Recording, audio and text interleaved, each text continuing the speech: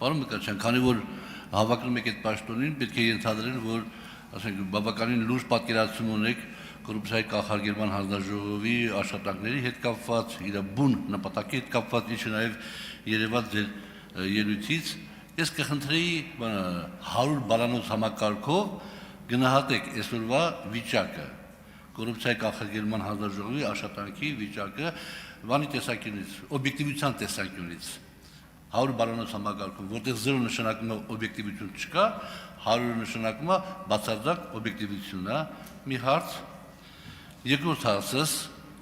ինչ կասեք, էլի նորից այդ նպատակները, որ դուք հետապնդում եք եւ իրականում դրված է կոռուպցիայի կանխարգելման հանձնաժողովի բունեության մեջ, ինչ կասեք, որ այդ հանձնաժողովը օրենքի ուժով տրվի ընդդիմությանը, խորհրդարանական ընդդիմությանը տրվի ամբողջ հանձնաժողովը, ասենք իշխանությունը, իշխանական ուժը ունենա մեկ ներկայացուցիչ այդ հանձնաժողովում, որպեսզի այդ կոռուպցիայի դեմ պայքարը ել ավելի լավ հիմքերի վրա դրվի։ Եվ երրորդ հարցս, կներեք իհարկե ես մի քիչ երևի բան հարցամ, եթե հարմար չգիտեք չպատասխանեք։ Կոռուպցիան եւ կաշառակերությունը ինչով են տարբերվում իրարից։ Եթե տարբերվում են իհարկե։ Շնորհակալություն հարցի համար, պարոն Աղազարյան։ Անկեղծ առաջին հարցի հետ կապված կդժվարանամ գնահատական տալ բալային համակարգով, քանի որ ես եթե ընտրվեմ նոր պետք է այդ համակարգում լինեմ ու մի քիչ էլ գտնվելով այնտեղ փորձեմ ներսում գնահատել աշխատանքների արդյունավետությունը, բացերը կամ չգիտեմ դրական կողմերը, որպեսզի կարողանամ հստակ պատասխանեմ գնահատական տամ 100 բալանոց միավորին։ Իսկ խորհրդական ընդդիմության հետ կապված իմ գիտելիքներով ես գիտեմ, որ անդամը լինում անկուսակցական, պետք է լինի անկուսակցական, չի չպատկանա որևէ կուսակցության, իսկ ձեր առաջարկությունը միգուցե օրենսդրական փոփոխության ենթարկվի կամ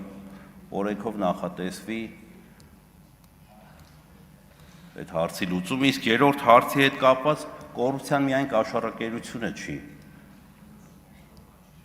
Տարբեր թերացումներ, նույնիսկ անգործությունը կոռուպցիա է։